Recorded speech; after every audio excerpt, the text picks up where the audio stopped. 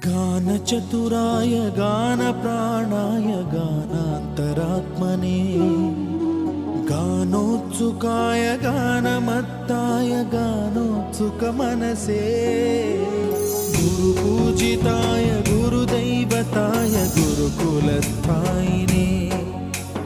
गुरुविक्रमाय गुह्यप्रवराय गुरवे गुणगुरवे